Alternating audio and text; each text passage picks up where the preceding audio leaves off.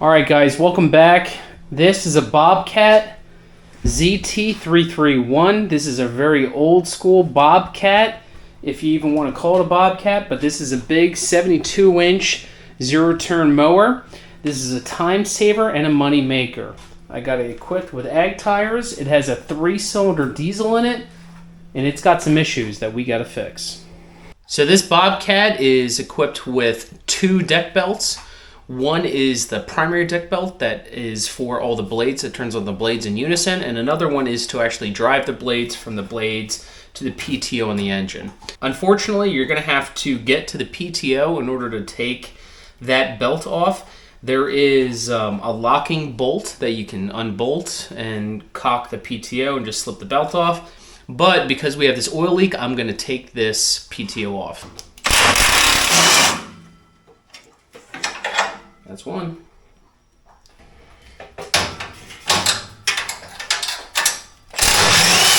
All right, and that's the last one. Whoa.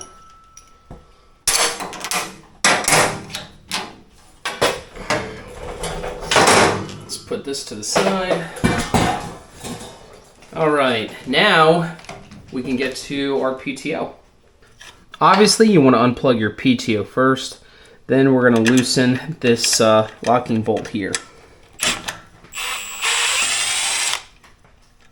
And you can see how much the PTO wants to move already. Okay. So let's just turn this and then slide that out. And now we can actually just slip the belt right off this thing, and I can go try to find a new belt. God knows how much I'm going to pay for this. Let's see if my little impact has enough ass to do so. But what's interesting is you can see I have oil. See this oil? I'm leaking oil somewhere, and I see oil up here too. So I wonder if it's like my main bearing seal or something, or my main crank seal. Let's take this off and find out.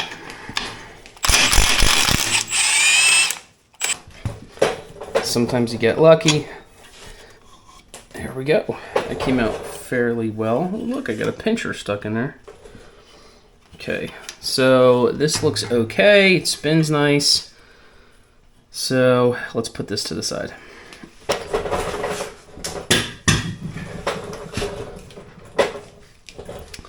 All right. Okay, so that's the spacer. So they want this spacer. The spacer's not even keyed. Okay. Interesting.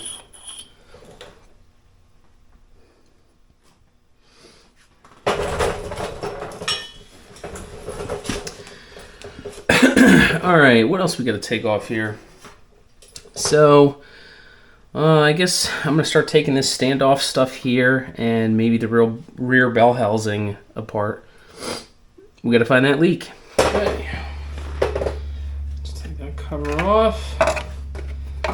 There's the flywheel, and there's a bunch of oil in here. So we're sending oil flying somewhere. Got oil. So can't see anything.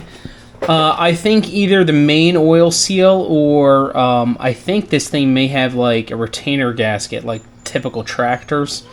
Don't mind the chickens. So I'm going to take this flywheel off. These are 1/2-inch bolts. Today I'm drinking this beer called Outlaw. It's pretty good. I found it. It is, I think it's from Colorado or something. It's very reasonable. It was like $14 for 24-pack. So, what the hell? All right. For anybody watching, I wasn't too sure how to get the flywheel off, so I assume this was I assume that these are multiple pieces. So I lubed the hell out of this thing with PB Blaster, beat the hell out of it, and it popped right off. So that's cool. So we're gonna put that to the side. Now that I'm getting to the motor though, these bolts are all 14 millimeter. So the motor is manufactured in Japan. this makes sense why I'm starting to see some metric stuff.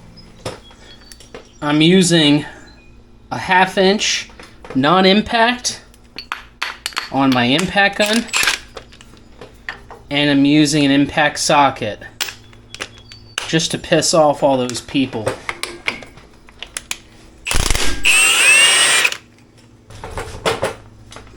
It's hot because I ran the motor. Now this is more like it. I see a lot of oil here. You got oil coming out of right here, right at the bottom. So this seal is shot. So I'll take this housing off. We're going to get some oil, but the oil pan's really here. But we're going to take this housing off. There's this oil seal here. And there's also, there should be some type of gasket around here, or they used, you know, like silicone or make a gasket around here. But there should be a gasket seal around here. Alright guys, so I'm going to show you guys online an exploded diagram of parts I'm going to order, but just so I can show you in the field, this here, this is your gasket, I just flung it. This is the housing gasket, we're going to replace this. We're also going to replace the main bearing seal. Also, up here, this is a crankshaft plug, and you hear that? That's steel. When you tap this, this is plastic. I think we have oil weeping from this plug as well. I'm not too worried about it, but I don't want to pull the whole crankshaft out to just replace this plug. It's going to be a pain in the ass. And it's really not that big of a concern to me. So I'm going to do, I'm going to use make a gasket around the seal here. I should say around the face of this. And then I'm going to put the cover on. I might put like a whole gasket right here just to blanket off, because who cares if oil leaks a little bit between here and the gasket? It doesn't matter. It's not pressurized. It's going to sound lazy, and it is a lazy approach, but I really don't need, and I don't want to pull the engine to replace this crankshaft plug. If I had to do other engine work to this thing, sure, maybe I would, but for right now, there's no need. So you guys can watch me do that. Alright, so this engine is a Daihatsu, so it's made in Japan. This model motor, Daihatsu calls it a DM850D. However, Briggs & Stratton and Vanguard sold this motor, and so the model they use on this one is a 522447. That's the model. The type is a 0314-E2. Alright. So what we're looking at here is we're looking at an exploded diagram of the block, but a couple important things we want to take a look at. One is, if this here, this looks familiar, this is your housing, this is the main bearing seal, and this is the gasket. So we're going to need part number 20, which they're calling the oil seal, and it is an oil seal. 1080 is called a gasket seal retainer, but this is also an oil seal. So we got these three. And 591 right here is they're calling the plug for the camshaft.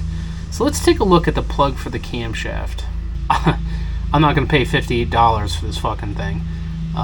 That's for damn sure. I'm going to make something else work. Here you go, girl. Bye. You can hang out with me if you want. Fuck you too. Alright, back at it. What I decided to do is I took a piece of cork gasket and then I fit it in to the back of this plug here, and then I used some RTV just to seal it. That's not an ideal fix. Ideally, you'd want to change out the plug, put a new plug in for the camshaft, but I am not about pulling the camshaft right now.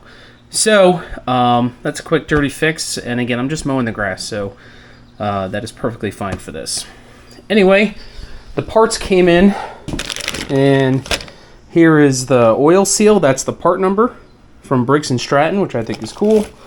And then this is the actual gasket for the housing. Again, there's your part number. Next thing I want to tell you guys is I got replacement belts from Stens. So pretty much I measured the old belts, which are right there. I measured them and I ordered Sten belts because for whatever reason, BobCat is not friendly with advertising their belt sizes. So I believe the PTO belt was 161 inches, and the deck belt was like 151 and a half inches, something like that, or I might have them reversed. Anyway, I measured them, and these are the Stens part numbers for the deck belt and for the PTO belt. So now that we've got our new seal, we want to punch out the old seal.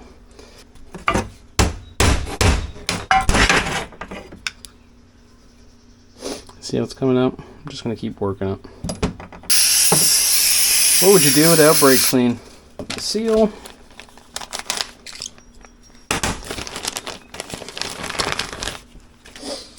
Make sure it's the right size. Looks identical. That's good.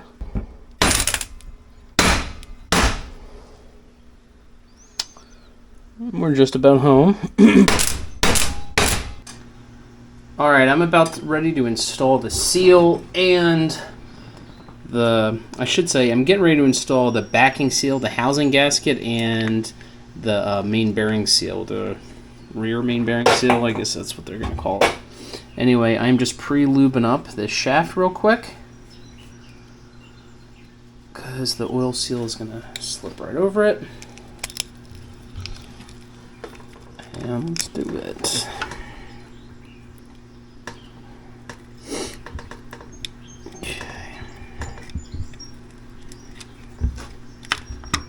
There we go.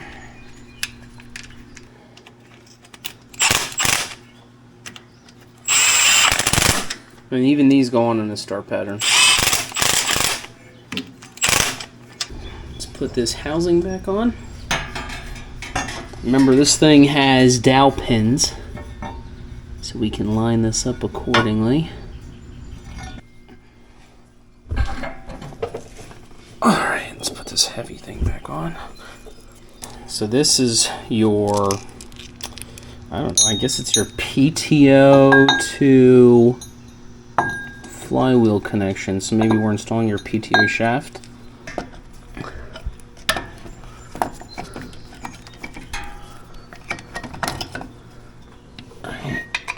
Unbolt one. And you gotta catch this thing where the keyway is.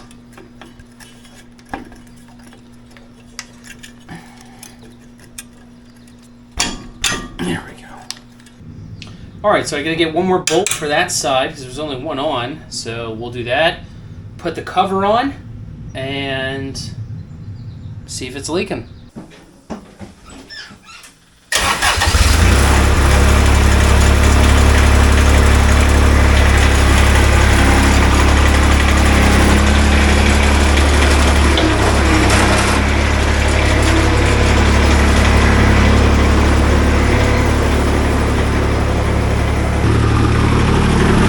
Let's watch it and see if it starts leaking at all.